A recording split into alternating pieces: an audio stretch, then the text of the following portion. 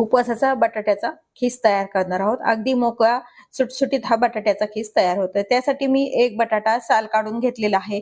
याची खिसणीनं किंवा असे साच्यानं जाडसर असा खीस तयार करून घ्यायचा आहे. तर खीस केलेला आपल्याला पाण्यात टाकून व्यवस्थित 3 ते 4 पाण्यानी धुवून घ्यायचा आहे.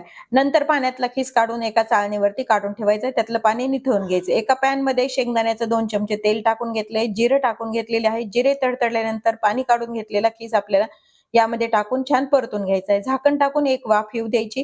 झाकण काढून पाहायचंय.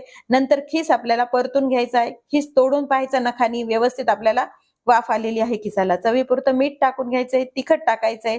तसेच भाजून साल काढलेल्या दाण्यांचा कूट टाकून घ्यायचा आहे. जाडसर कूट टाकायचा आहे.